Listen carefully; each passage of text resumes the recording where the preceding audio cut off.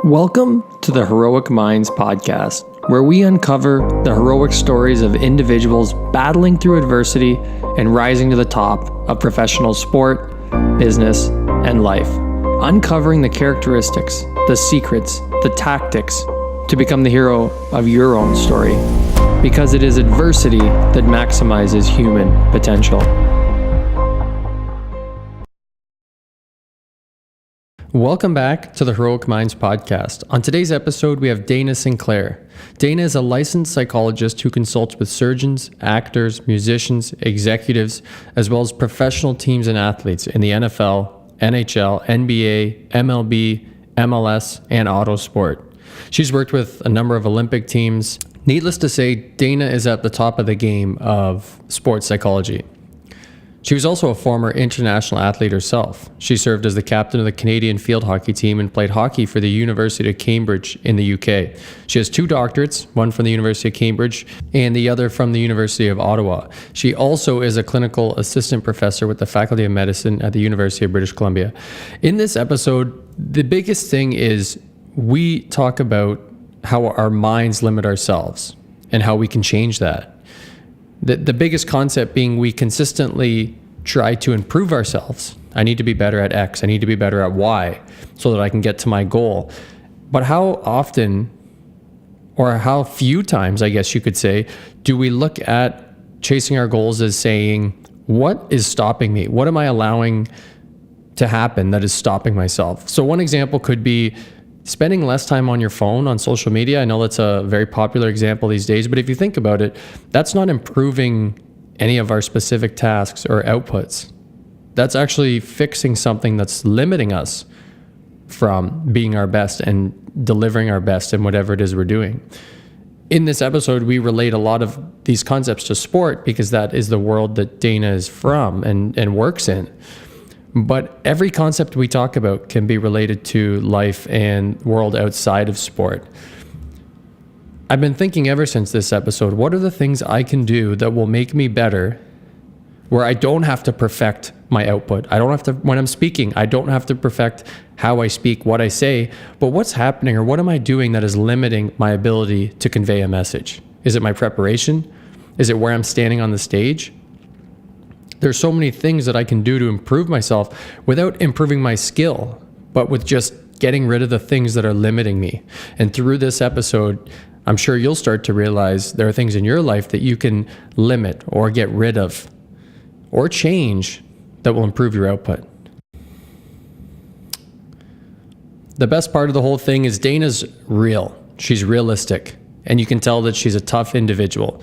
Everything is applicable to your life. There's no fluffy, false hope of just be optimistic, just believe in yourself. That's not what it's about. It's real and it's applicable to everyone's life. We talk about the difference between perfection and excellence. We talk about how not to approach someone that may need help, and we actually talk about how to approach someone. How do we bring people up?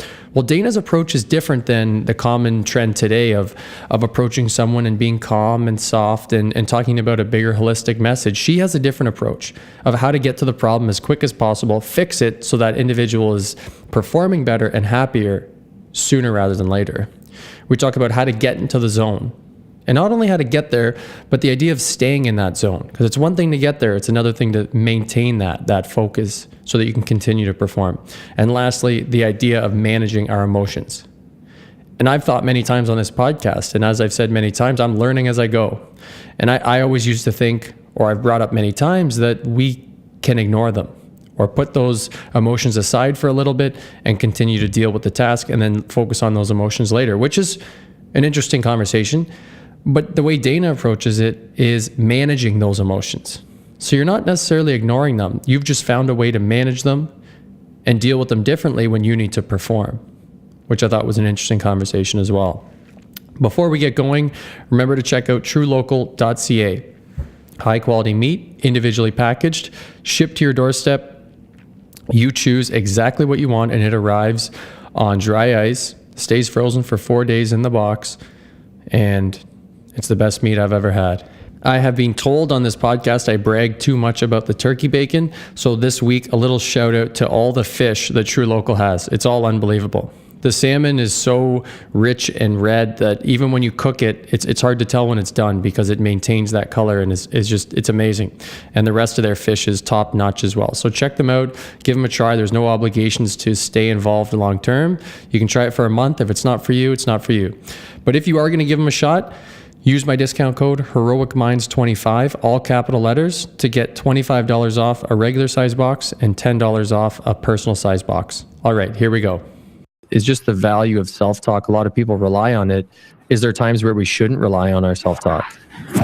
I think it depends on the content of your self-talk. I think it's hugely important. And I was talking to a race car driver just the other day about how important it was to be able to talk yourself all the way through a race. If you want to be able to keep your focus, you have to be doing, you have to keep shifting yourself back and reminding yourself of what you have to do. And I think the problem we get into is that so many people are, a little hard on themselves, perfectionistic. They're self-critical, and that's what gets in the way. So if your self-talk is on the negative side, not constructive, that's when we don't want to rely on it, because usually it's not realistic, right? Mm-hmm. I mean, lots of people that I talk to, I'm asking them to, give me a list of their accomplishments, because they forget all the good things that they've done and they shift right over to what could happen or what they're worried about is going to happen. And it's made up. It hasn't even happened yet. Right?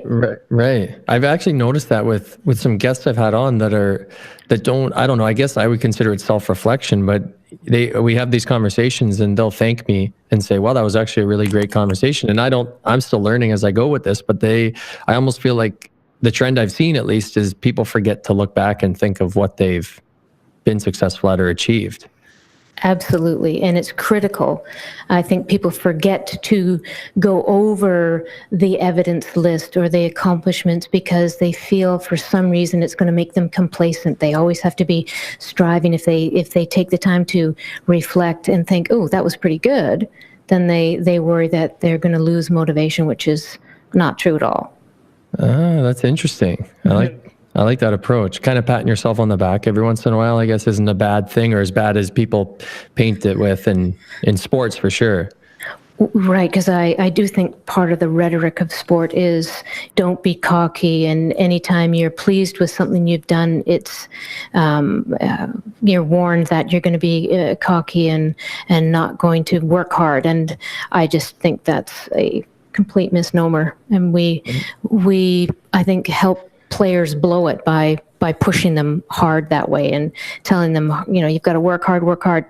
I think most athletes work pretty hard. Yeah. Another concept that comes up often in this podcast, and it may be partially my own doing, but I've always wondered about separating emotions from situations. And I wondered your opinion on that, if you even think that's possible, and how you approach that topic of performing and trying to separate emotion. Very interesting topic. And here's my take on it. I'm always saying to my athletes, or, I work with surgeons, musicians, actors, and it's the same thing. I generally say to them, I don't care how you feel, I care what you do. Right? So, and of course I care how they feel, but what happens to people is they get caught up in their emotions, and then they can't focus on what they have to do out there, right? So I don't know that you have to separate from your emotions, but you certainly have to manage them under pressure.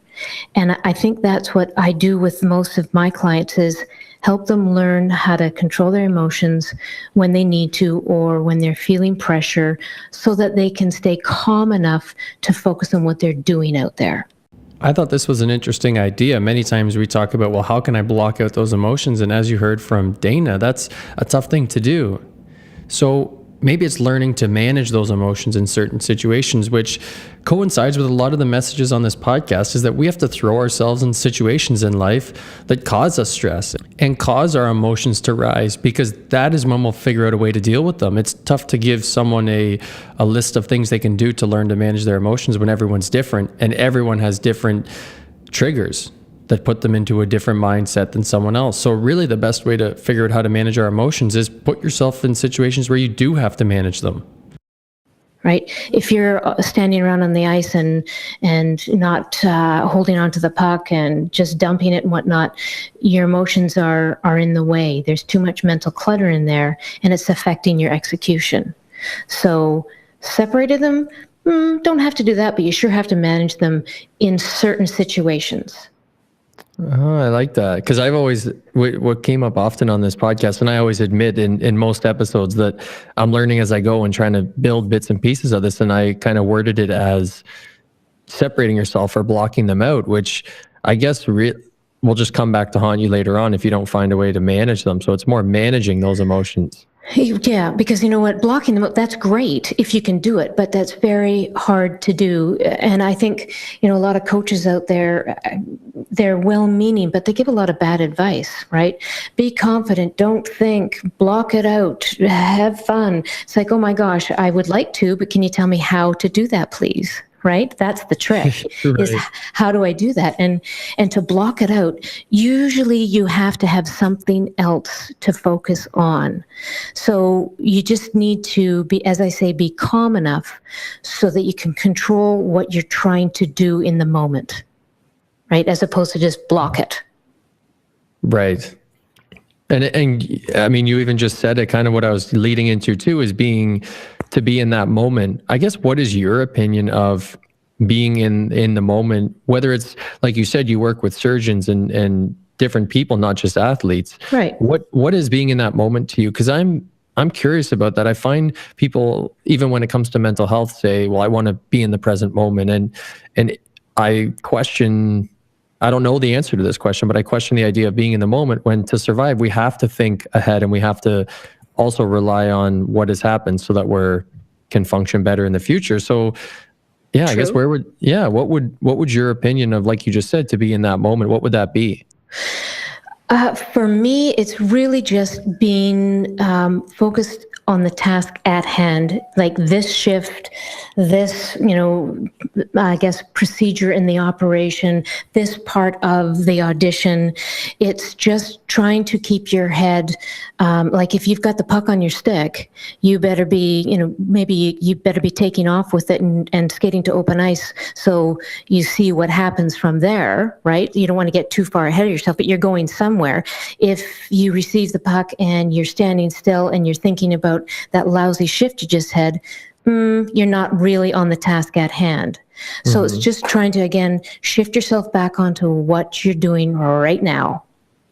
Right. And do you know of, or ever talk about triggers for people that can get them into that? And the reason I ask is we had a firefighter that does the combat challenge. He's the world record holder in the over 40 division. And he always talked about imagining, putting that shield down, kind of like a warrior type thing, even though he obviously wasn't wearing one. But when he went into his competition, that's kind of his trigger to get into the mood. I wondered if you had experiences with athletes that may have had different ones, or if you encourage that, or if you don't encourage that at all. Okay, I like this one too. That's interesting that he would do that. And if that's what works for him, obviously that's great. But that doesn't necessarily sustain you or automatically get you into the, that mind state that you need, or that focused mind state. So this part's interesting, because I think a lot of people, and myself included, is I think I need one trigger or cue to get into a focused mindset. So let's say editing podcasts. I like to sit down, stay focused, and I like to do them all in one sitting, because I stay on the topic and I don't forget about what's been said or what hasn't been said. I pour myself a cup of coffee and I get into it. But there are times where maybe the screen goes down and I look on Twitter or something quickly. And I think it's interesting what Dana's saying, because we think that initial trigger or cue is all we need. And actually we need consistent ones. We need other cues to stay focused, stay in that zone. And I mean, nowadays it's probably even tougher with the overstimulation of everything. We want to switch from task to task. So having those consistent cues, maybe after the coffee, it's something else and something else that keeps me in the zone. That can be a great reminder to, okay, time to get serious here. But then you've got to move maybe into other strategies, like the self-talk, like imagery, maybe even. Maybe it's even your posture or some performance cues. In terms of, say, I guess, I can think of players that I've just spoke to in MLS lately about this, and one guy had been told, well, I should chew gum because that's a trigger for me to pay attention, and I don't buy that stuff at all. Actually, I think it's maybe it's a reminder to, calm down, but you actually have to calm down. You have to do something. You have to breathe. You have to remind yourself to, whatever the cue is to say the firefighter, I don't know, but maybe there's some technique that he has to get his head around. But putting the shield down, that's a good start, but that's not going to sustain you. Okay. And so what would be the steps for then to sustain that right in the moment? Would it be another trigger, or would it? Well, I would call them cues. Like let's just take a game. I always think it's good that people pre-plan what they're going to do in a game, right? And, obviously you should have what's the main thing that I need to do in order to be successful in a game. And if you thought about it appropriately, you'd know that, okay, as long as I'm just thinking like a guy like Marcus Naslund always said, as long as I started going to open ice, I was good, because he'd start to skate and he'd go and everything started to happen for him, right? Right. So if he'd pre-planned a couple of things that he knew if he did, he would just go right into that when things got a little rough. So having thought out what your main, tasks are, you can always get to them no matter how you're feeling. If you're not feeling very confident, you can still get to those because you know that those always work and those are the best thing for you to do anyway. Does that make sense to you? Yeah, totally. And I guess you can, for each individual, you can choose on what task it is you have to get done and then figure out the, correlating tasks that you can complete to then get that done. For sure. And it's people tend to complicate their performances, and they overthink it and they try to do too much and they get derailed by a number of things. And the process that I use is I like people to first of all figure out, okay, most of the time you're really good, obviously, right? These people are performing at a high level. They're pretty good. They're getting paid lots of money to do this daily. But there may be one or two situations that really do bother them. So that's what they have to figure out first is, what derails me? What can get me off track? Right? Mm-hmm. And once they figure that out, then they can figure out what they need to do in order to bring themselves back to the task in the moment. Right. This was one of my favorite points in the whole podcast, and I briefly touched on it in the intro, is that we're always looking forward of what can I do to be better? How can I improve my output? What are the little things I can do to tweak and alter to fix purely my production, my output? But when do we stop and look back the other way and think, what is slowing me down? What's behind me that's dragging me down? Or as Dana's talking about right now, what takes me out of that moment? What takes me out of the ability to perform at 110%? Because then our mindset isn't that I can't do something. I can do it and I'm really good at it, but there's something that's stopping me from being really good at it. Someone I had on the podcast that you, I believe, know quite well is Dara Howell. Oh, Dara, yeah. And she was awesome telling her story and everything she'd been through. And she talked about something you guys had a discussion on, and that was that you don't always have to believe, was something that she had brought up that you guys had a conversation about. And I thought that was one of the coolest things I've ever heard, because I always put pressure on myself that if I didn't believe, the outcome would then not be favorable, because you had step one is that you have to believe. So if I went into something thinking, I don't know if I am that confident in myself, then that just doubled and made me even less confident. Right. So that was an interesting idea. Mm-hmm. That's an area for me that I'm always saying to people too. I don't care if you're not confident. You don't have to be. It's a preference, but you don't need to be. Your skills are still there, right? So, say, think of you with the level that you were playing at. Your technical skills didn't change from day to day or game to game. They were always there. It's our mindset that gets in the way and derails us sometimes, whether it's because well, we're not feeling very confident, we're afraid of failing, we don't want to make a mistake, we don't want coach to be mad at us, whatever it is, right? So that's the whole point, is it doesn't matter if you're confident, that's just a derailer. And what we have to do is make sure that you've thought through the process, as in, one, you got to calm down. We've got to figure out strategies to help you calm down. And two, then we can get your head on to the task, right? Right. Right. And the task being just those reminders, those sort of things that you plan out ahead of time, which, are different for everybody. But, it could just be things like seeing yourself stay active with the puck, when you're on the bench, right? Or seeing yourself moving your feet or making sure that you get to the net, things like that for you make your game. Mm-hmm. And not worrying about anything other than that, because then that stretches beyond what your only tasks are. Like I guess you said, simplifying it. Yes, because if you allow yourself to just go out there and see how it goes, on a good day, it'll go great, fine. I don't want to interfere. But we have to be ready for those days where you're not feeling it, but your skills are still there. So you've got to access your skills. And that just means you got to calm down and get back to the 2 or 3 things that work for you. Right. Because when if you think about it, when you're really good out there, you can figure out, okay, I'm doing this, that, and the other. And when I'm really bad, I'm not doing those things. So, 2 or 3 things, I need to keep getting back to those things shift after shift. Right. I like that. Yeah, so it was fun to talk with Dare about this stuff because,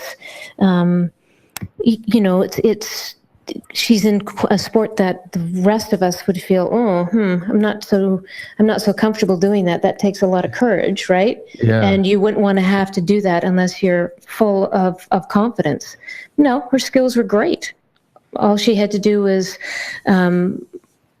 focus more on what she had to do for that trick and be able to be calm enough to do that. That's it. Right. Didn't matter if she was confident or if she was feeling good or not. I like that. And then she ended up doing really well after the conversation, which was really cool to hear. Yeah, well, it was nice to see her manage her emotions. It was great. Yeah. I guess it could almost be the flip side is those that put so much pressure on themselves to succeed. And I know this could even stretch beyond sport, but now today with social media and whatnot, I don't have to go into explaining that, but there's so much pressure to succeed because we're all it's this rat race kind of thing. And especially on social media where we're chasing or trying to be better than other people. And that's not even real, the people we're chasing with social media and whatnot. So I had a cool conversation with a cross triathlete, Carson Madsen, and it was incredible hearing him speak. And he does put a lot of pressure on himself to perform, and he's an unbelievable athlete. He's sponsored by tons of different huge companies. And I wondered what your approach is to athletes that do put this kind of pressure on themselves, where it's so close to the point where it's teetering on potentially an unhealthy mental health approach. And it was interesting. It was powerful hearing him speak, because he said every time he's on the starting line, he'd basically be looking at the other opponents on the starting line and said that they would have to push themselves to the brink and be willing to pass out or go as hard as they can to beat him, because that's what he was going to do. And I wonder if is that an unhealthy approach, or how would you speak with an athlete on that puts that much kind of pressure on themselves? Well, I guess it would depend on how that athlete felt about it. If they felt that was the only way they could do it and it was working for them and they weren't suffering, health issues or sleep problems or, depression or anxiety issues, okay, well, that's fine, right? Mm-hmm. If there's some maybe subclinical issues there that they were concerned about, then we'd have to talk about it and modify, right? I just wouldn't want to say that approach, 100% is the wrong way. It just depends if it's causing trouble elsewhere. Right. And if it is, how would you to speak someone down or have them, decrease, or what would be the starting point, at least, to start decreasing that? And I know it's a big question, and there's probably tons of different answers, but I guess what would your approach be to someone that is putting that kind of pressure on themselves to kind of take a step back?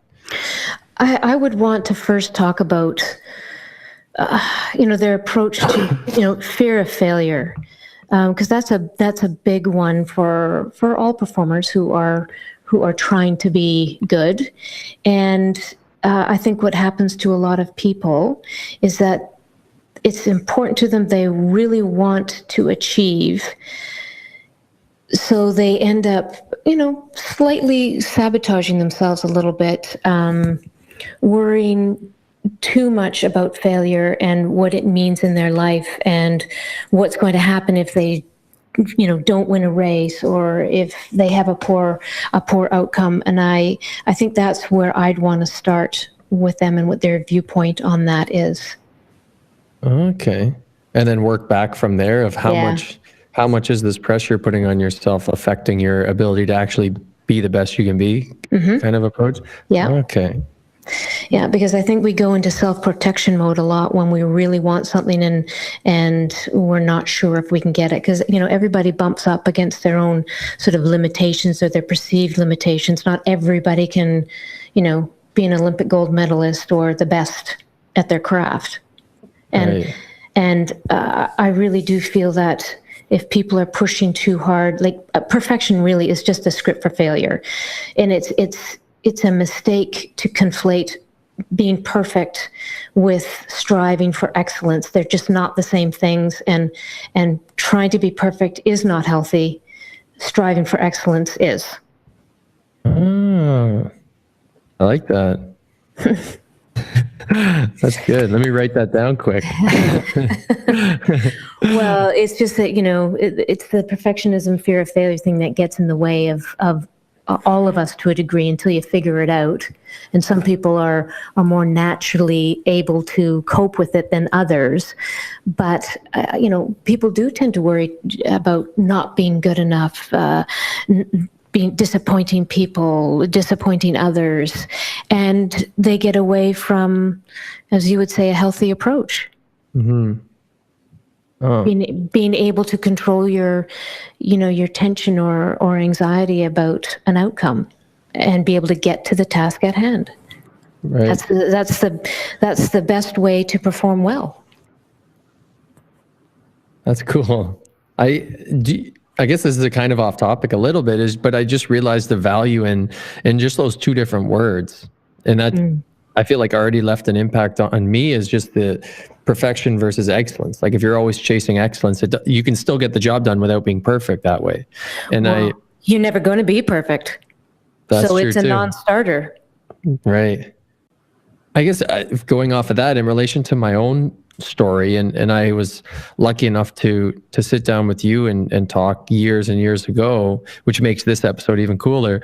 Or I'll just go what I've kind of understood, and then you can comment and where you see the idea of identity in sport and those issues. And the one thing I've noticed is, and this can be in relation to everyone's life, their challenges, is we have of where we are in our mind. We have an idea of where we are in our mind, and then we have the actual reality of where we actually are. And there's a space there. And that's kind of our distance from where we think we are and where we actually are can kind of be, and that's where the issue lies. And what would bring me closer to accepting that I'm not going to be an NHL hockey player, kind of thing, I guess would be the simple way of asking the question. Right. Well, making that transition, I guess, from career 1 to career 2 is what we're really talking about, right? Exactly. And out of that career that you obviously had a significant identity within, you were competing at a high level. That's what you did daily. It was, you were immersed in it, right? So, and you became very good at it. And I think, and why I'm bringing that up is because I think when you're making the transition out, it depends on how. I mean, was it your choice? Was it voluntary? Or were you deselected? Were you forced out? Was it your decision or not? Was it planned or not? These are things that make a big difference in terms of how you take that road from career one to the next thing. And when it is involuntary and you are forced out due to injury or political issues or what have you, it can be longer and a little bit tougher on people because they weren't expecting it. Right? And when you're in that position, it can be pretty tough. Yeah.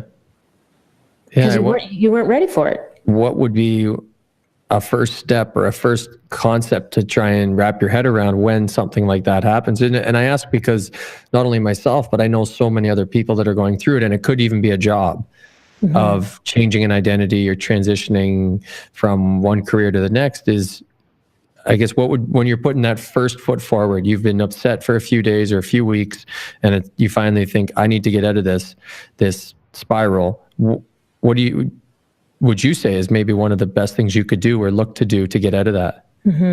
Now, it does depend on sort of the spiral and whatnot, but I would think, research says this too, and if you can manage it, the healthiest thing to do is you've got to keep up with, activity, exercise, sleep, all that stuff, all the lifestyle things for sure. But it's trying to keep yourself busy with something meaningful. That's the big trick. And if you can find something that satisfies both or at least one of those categories at first, that's sort of the foothold that you can get to start moving forward. Easier to say, right, than do. And it depends on how traumatized the person is by the ending. Right. And I must say, not everybody's traumatized by their ending, right? Some people they come to the realization that, I was actually just talking to a professional athlete the other day who decided he was going to go back to an Ivy League school that he hadn't finished because he realized, well, playing professional is great. I'm not top talent, where a few years before he thought he could be, he now had, realized, or I guess had been honest with himself, thinking, you know what, I'm not as good as I want to be, and that's okay. I'm going back to school. Wow. Yeah. That takes a lot of courage. It does. But he had to think about it for a while. I bet. Yeah. And again, he wasn't a first string, he wasn't a star. And he could look at how his life was unfolding, and at 25 thought, you know what, I better go, because I'm never going to finish that degree at that kick-ass school, and I probably got a better shot at a second career than this first one. Wow. I think, being embedded in these, having friends that may come into those situations soon as I'm getting older, and the game's getting younger. A lot of sports are becoming younger, and I think stories like that need to be shared because it's so empowering to hear someone else that survived and got through it. As is the same for everything, right? But that's I liked your, there's so many things you get out of sport that if you can replace one of those things with a new hobby or task, at least you're replacing one of those things. So if it's, I know a lot of people that get into CrossFit when they are transitioning or went through a situation where they can't do something else. And I almost link that to what you're saying, in that if you can fill a void one way with something, and then maybe you find something else that can fill another void, it's just, I don't know, I'm trying to figure out these answers so that I can hopefully help other people that I know. Everyone moves on. Everyone has to finish at some point, that they can kind of fill those voids. So it is true. Everyone has. That's the whole point, and that's bang on. Everybody has to finish at some point and get to another career, right? In sport, anyway. Yeah. Right? When we're talking sport. Yeah. And it can be a rough road if you haven't thought it through. Or again, if you leave due to no control of your own, injury is tough, deselection is tough, but then that's life, right? Life, I hate to sound like this, but life is tough, right? There's lots of things that go on that can be a little traumatic, and we've got to get by. Yeah. Well, I like that story already of someone taking a step back and debating over the situation, but looking at the bigger picture and being able to go back to school and get their degree. And at 25, that's not easy, no matter how far along you are with your degree. No, but I think he had thought enough about it that he thought, okay, you know what? I'm going to go to graduate school, so I better get at this. That's cool. That's really neat. Mm-hmm. Yeah, he'll do well. Sounds like it. This has been a hot topic for me as of late, is this identity in sport. And I do have plans for the future of how I want to share my story and my opinion in this space. And from the feedback on the episode I did, just myself sharing my story, I realized there is a need for it. There is a need for this discussion to keep moving forward. And it's not just me. It's not my story. My story I don't think is anything special, but the topic is, and the topic needs more discussion. And letting people know there's other things they can be passionate about is so important. I had people tell me that. I had people literally, actually almost word for word, say that to me. But it's a matter of more people saying it, and people other than just mothers and fathers saying it to individuals. We have to almost lead the horse to the water in this situation. Is yes, you can be passionate about other things. And this isn't just moving on from sport, even though that's the realm I'm in. It can be job change. It can be anything. That we have to let people know and lead people to the fact that you can find passion in other things. You think you can't, but you can. You really can. Does it take time? Of course. Does it take support from a lot of people? Of course it does. But you can find passion in other things, and that can fill a huge void, as Dana has said. Another, I guess, topic that came up is there's kind of two types of toughness. And one of the ideas is in a game, managing those emotions, trying to quiet those emotions. But then after the game, being a little bit vulnerable and talking about your emotions. And I wondered if that's a topic you discuss with athletes ever. My approach would be, if you're mentally tough, that's your personality. You display that on the ice, off the ice, in relationships, at the store, whatever. You generally, to me, that means, you can cope with adversity. You can control your emotions generally in tougher situations. That's you, though, as a person. And if you're not mentally tough, you're going to display that in your life outside the rink or off the field or whatever as well. Does it mean that you can't improve your mental toughness? No, you certainly can improve your mental toughness in certain situations. You won't change your personality, but you can become more mentally tough in certain situations for sure, and then go back to your sort of default behaviors. It almost makes me think back to your original, or some of our original topics, is that if you do have this, accepting that you have a default personality and then finding the reminders or cues that can get you into a certain mindset for the time being to get the task done. Many times we've talked about this on the podcast, that accepting something breeds resilience. And I wonder how many times do we think, and I'm just asking myself this even, I think that my personality should be the same as someone else's, and that everyone could then use the same set of rules to carry out the same outcome. So that could be pregame. It could be preparation for anything.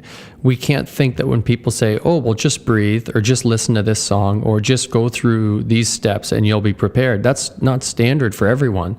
It's finding exactly what works for you, because your personality is different than someone else's, to then carry out the task the same way or better than someone else.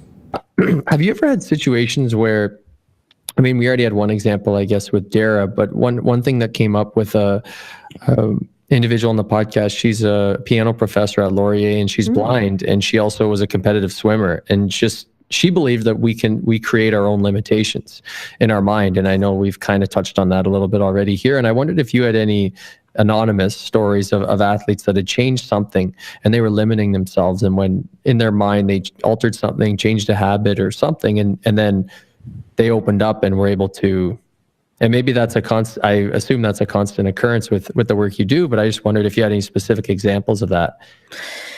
Well, you're right. It is a constant occurrence because, as I say, I think we all bump up at some point against what we think is our limitation. I'm not going to be as good as I want to, or I won't be able to, do that, go to grad school. I won't get in, those types of things. Again, I feel that the easiest way to get around that is by determining what really does scare you. What are you so afraid of, right? Mm-hmm. What derails you? And then figure out, well, am I really doing that to myself? Am I really getting in the way of my best performances?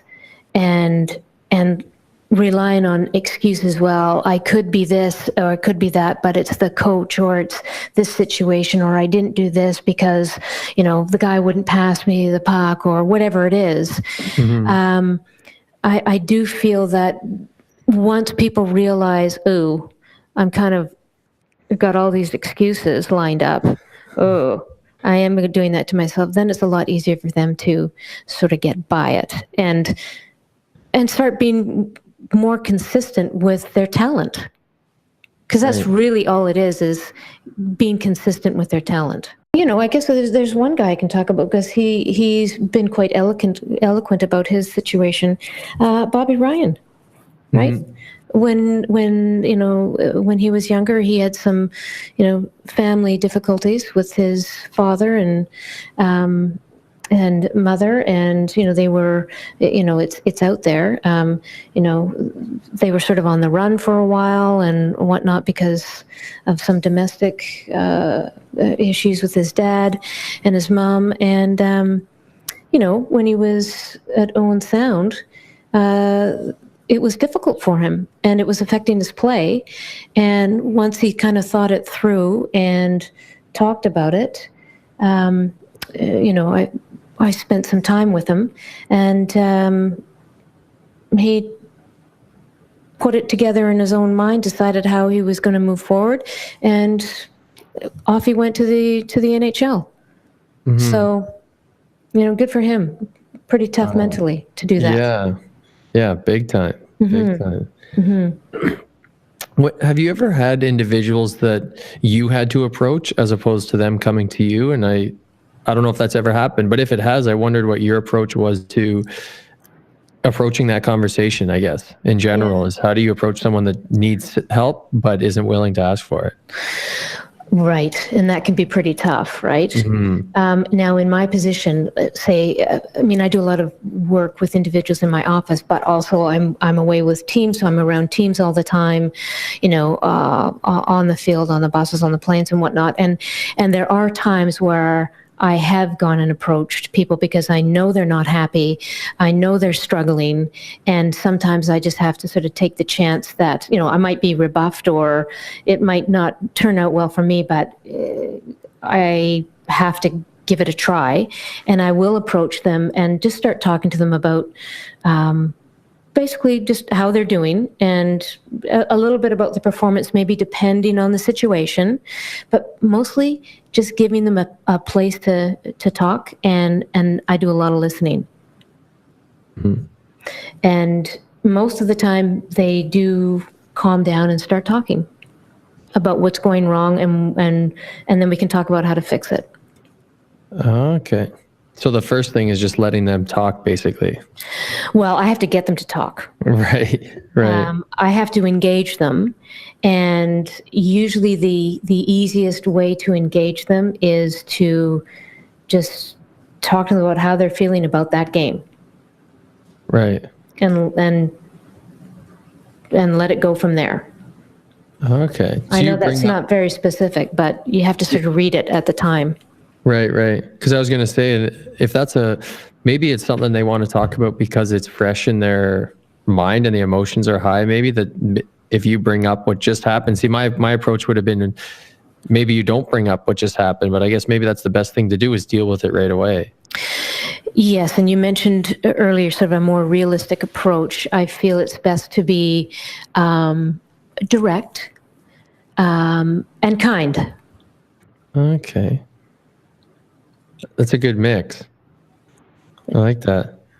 Well, we all, I guess, get upset when we're not performing very well, right? And we know Right. we can be better. And that's the thing, is trying to help people be better. Right? They're not going to be perfect. They don't have to be a superstar, even though they want to. They just have to improve and be better. And that all starts with then being honest and being open and talking about it. Because if you aren't willing to talk about it, you're likely not going to get any better. Yes. And I guess the other thing I should add is it doesn't require, a long, in-depth conversation about their childhood, about how they're feeling and whatnot. I usually get right to the performance and what's actually happening, whether it's technical or tactical or those types of things that they can talk about easily and quickly. And it's not something deep and frightening. This was a concept that's going to change my ability to be a leader, wherever that is in life, or even coach if I continue to coach. And when you need to deal with an issue, often we think we have to be soft about it. And I use the word soft because if you think about a conversation that's soft, it's approaching it in a way that we have to be so calm with what we say. And I'm sure there's a time and place for that. But I think maybe that's used too much. And that often the quicker we rip that Band-Aid off, the quicker we approach the actual problem, the quicker it's going to get better. And the quicker that individual is going to turn things around or put themselves in a better headspace, and obviously want that sooner rather than later. See, because I feel like the trend would be to, okay, let's do this holistic approach. Someone that's struggling or just had a poor game or maybe lost a job, the approach would be, let's have this holistic approach. But that's not really the most efficient or best way to really deal with the actual problem at hand. It's talking about it and finding a way through it. Yes. And then they can relax, and then sometimes more will come out. And other times it's just, no, I didn't do this, and I didn't prepare well, and I got to do this and that. Boom, done. But it's got to come from them, right? Mm-hmm. And you kind of work, yeah. Yeah. I get them talking to me about what they're doing. So then they know it's true too, because they're the ones saying it, as opposed to you saying, "Oh, was it this? Was it that?" Yeah, they're the boss, right? Right. I mean, I'm just guiding them to have them think through things clearly, so that they don't go back to the next game and do the same thing.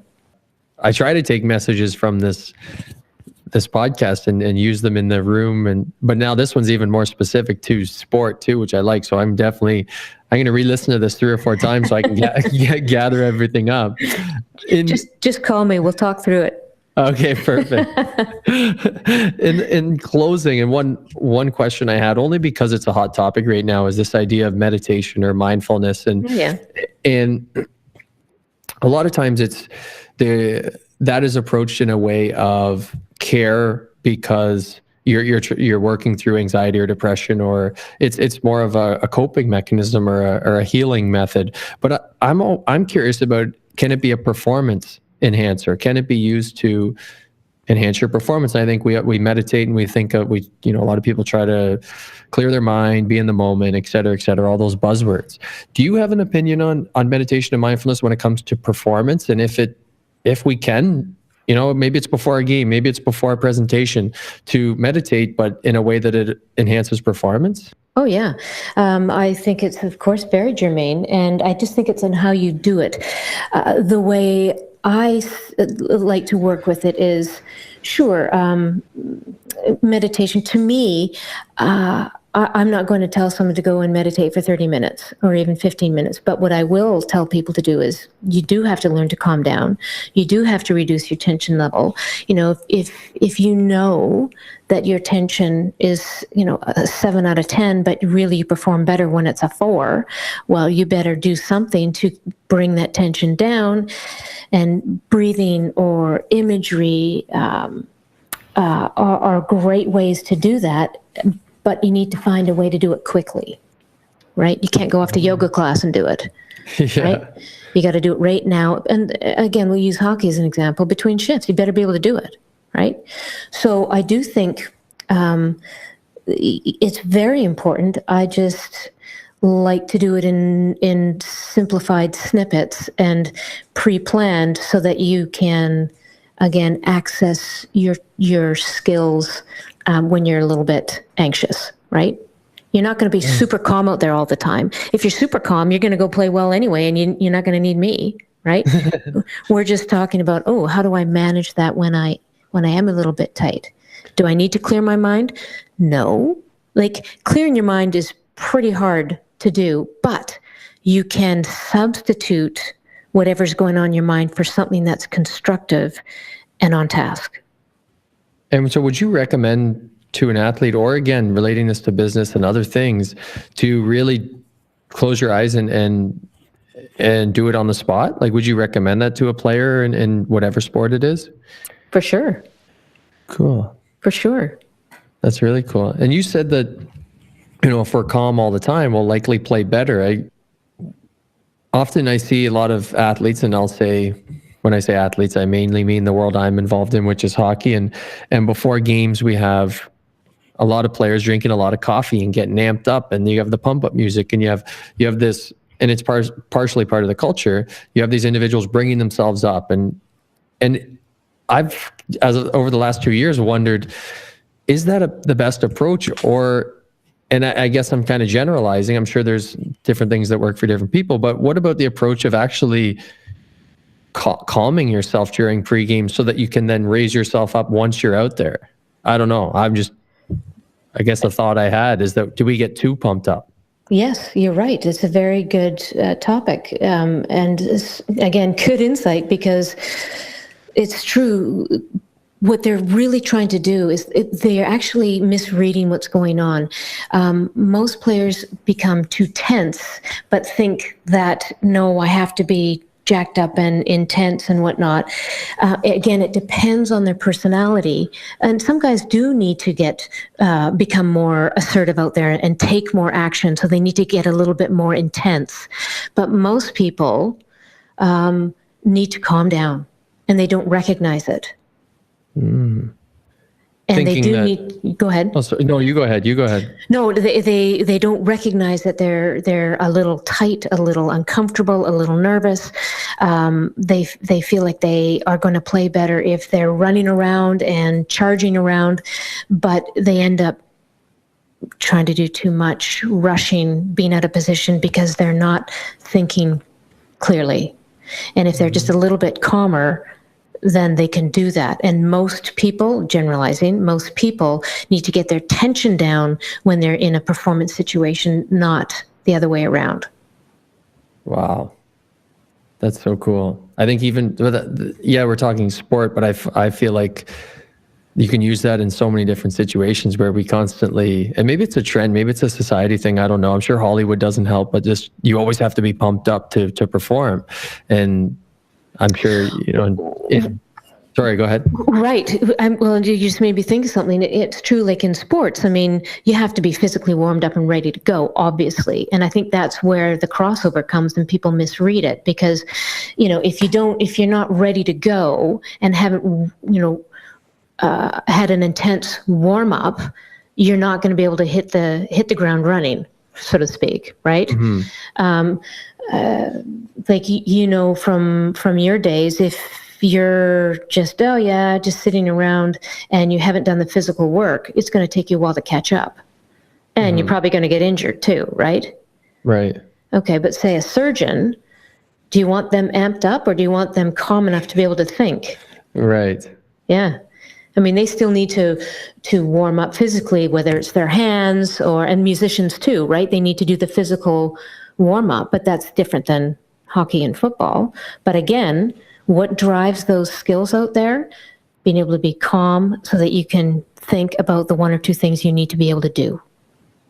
Right. Those cues again. Yes. Wow. I love when it comes full circle and it all works out like that.